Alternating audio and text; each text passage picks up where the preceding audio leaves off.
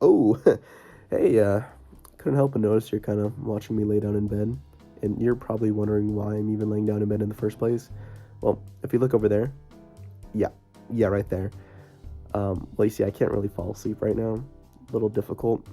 And usually when this happens, I tend to go over to my desk, play games for however many hours until I physically can't move, and then I collapse in my chair. Uh, and well, who would have guessed that's exactly what I'm going to do right now? The real question is, though, what should I play?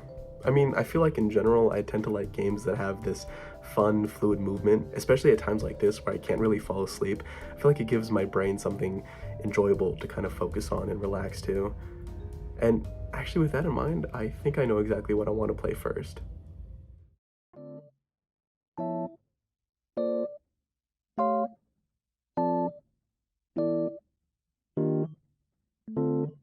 Honestly, Bomber Cyberpunk is kind of perfect for what I'm looking for right now. It absolutely oozes style from the soundtrack to the aesthetic, the character design, and of course, the movement itself within the game.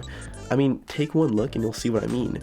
This looks appealing, like it was designed to be put on in the background of a commentary video. I'm grinding rails, doing flips, hopping off billboards and shit, and honestly, I'm kind of bored. I feel like I can't play this game for more than like 20 minutes, at least not now. When I first got the game, I was obsessed. I powered through the story, unlocking all the areas, doing combo challenges, I found all the spray paint spots. But now that I did all that, there's not really much keeping me here. And yeah, there's cool mods, and don't get me wrong, I think this game is genuinely great, and I definitely recommend it to anyone for the first 15 to 20 hours worth of content. But right now, I just need something that I can really bite my teeth into, make my brain work figuring out how to use my movement effectively. Something more. Okay, well, I'm done with that for now, so I guess let's see what else we have. Oh shit, I haven't played this for a while.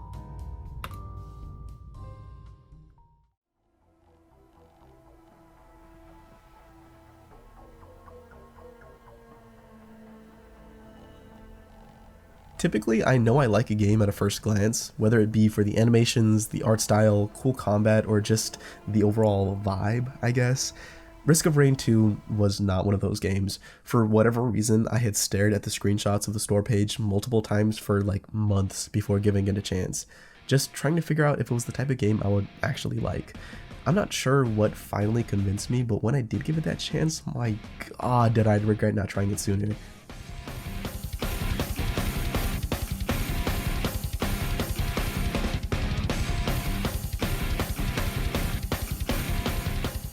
There's better videos explaining how great this game's loop is, but the basic rundown goes like this.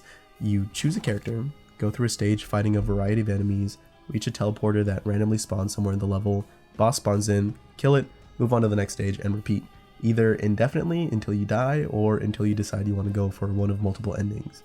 Variety comes in the form of items you can get. One item will chain lightning between enemies, another will heal you when you stand still, there's combos you can create between items, alternate forms to items, items with risk and reward, all items stack onto themselves, items, it doesn't matter. What we're here for is one man. Mercenary. You unlock characters through different challenges, and when I saw you can get this sick looking ninja assassin guy, I mean honestly who wouldn't go for it? Each character has movesets you can swap around for slightly different playstyles, but what I use and generally what I see others using is this. His primary, which is a 3-hit combo you can do just by holding left click, the third hit giving the enemy a debuff that gives your next hit extra damage. There's an upward slice doing one large amount of damage, a sort of blink ability that makes you go invulnerable while dealing repeated blows to your enemy. It's literally like teleports behind you. And the bread and butter of his kit, which is the dash he has. Every successful dash you land on an enemy allows you to do another dash up to 3 times. This number can increase with items found throughout your runs. And it's mainly because of this dash that you feel like an absolute badass zipping through the air, especially when you get into more technical aspects of the character. For example, there's this bug feature thing that he does where any flying enemy can be essentially one-shot if you hit them in exactly the right spot with a dash. If done right, they will go flying either into a wall or into the atmosphere, just annihilating them. It's still debated what exactly causes this. It's easier to do on bigger enemies, but rarely is still possible on smaller ones. Either way, it feels incredible to land. Another example, it took me way too long to realize, you can actually cancel the dash with his Rising Slice, allowing for combos into more damage like this.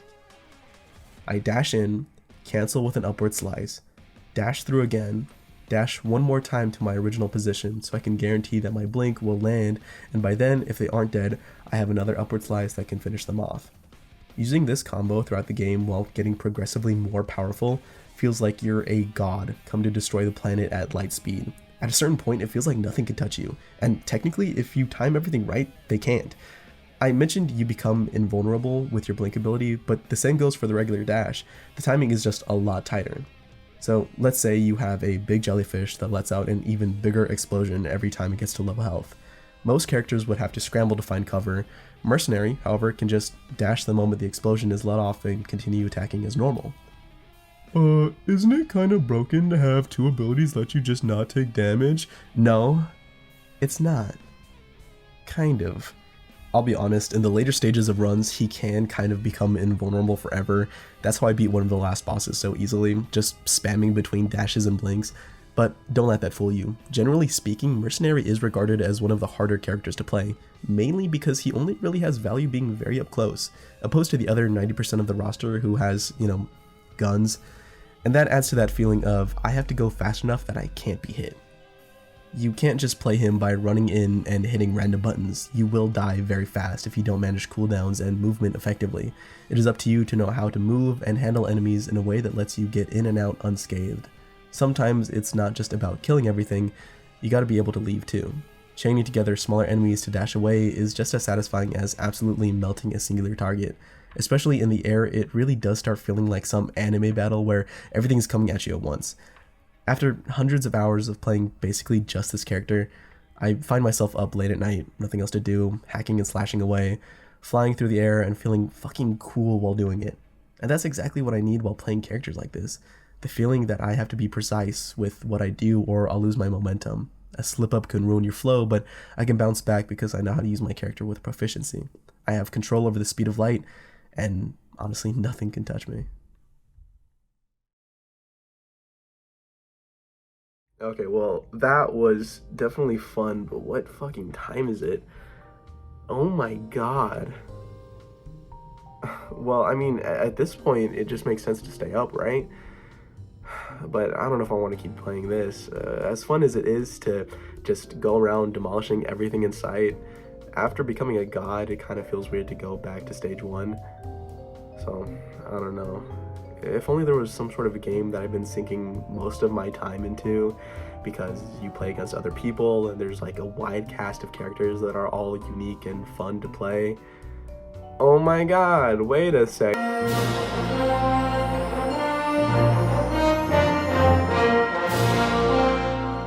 This last character is honestly the main reason I wanted to even write this video in the first place. You see, I've been playing this little indie title recently, you might have heard of it. It's called Overwatch, which, if you didn't know, is a 5v5 hero shooter made by Blizzard Entertainment with a wide variety of characters placed into one of 3 roles: tank, DPS, and support.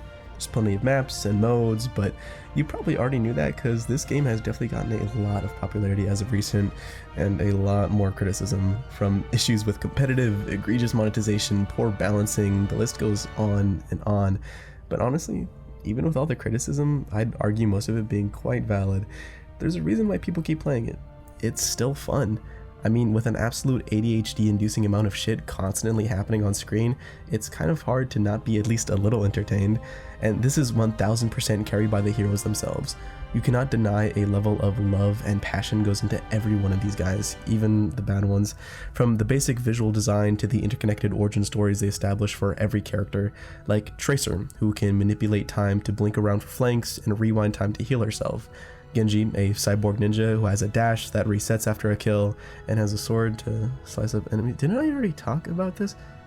A Canadian with a gun, an American with a gun, an Australian with a gun, another American with a gun, and there's tons of interactions, voice lines, and little Easter eggs that just add to a very interesting world.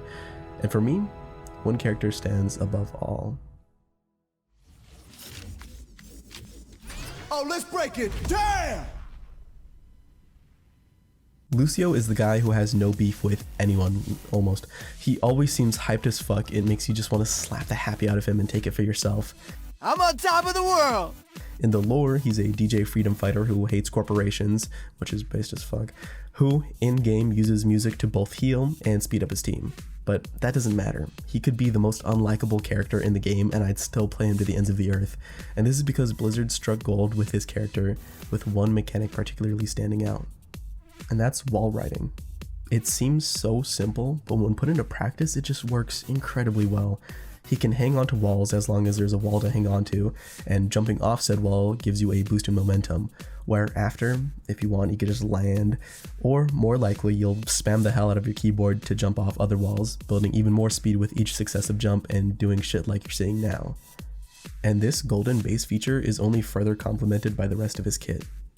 He has, to be honest, a pretty shit gun. The bullets are big, but one of the slowest primary fires in the game. He has 20 rounds, but bullets come out in a group of 4, so there's only really 5 shots that you can attempt, and Lord knows you always need to reload right when they're 1 shot away. But again, this works with how he's designed. You have to be essentially point blank hopping off walls trying not to get hit if you're hoping to kill someone alone. Even at point blank, however, you'll most likely be finishing off enemies with a melee or his second ability, Boop. Boop is pretty simple. If you're close, you right click, does 25 damage and they get pushed away. Again, you can use this to finish off people. It is part of one of his main combos, but the main way to get kills off of it is just pushing people off the map. 90% of clips you'll see online with Lucio are him just pushing innocent people off cliffs, and honestly, it never gets old. I'll go over his last couple abilities together, since they more focus on Lucio in the context of team play. What do you mean I can't 1v1 the flying lady who can demolish me in seconds? Well, despite what Reddit might have you believe, you typically have to actually work with others to win, but DPS Lucio is by far the most fun way to play. Luckily, even in this regard, Lucio has some very satisfying interplay with other heroes. His last 2 main abilities, Crossfade and Amp, kind of have to be talked about together. Crossfade switches between the aforementioned speed boost and healing that affects whoever is in the area around him, including himself. And Amp just enhances whatever effect you're on for a few seconds, either making you have greater healing output or turning everyone into Sonic. Finding a perfect balance between healing and speeding your team separates the good Lucios from the bad.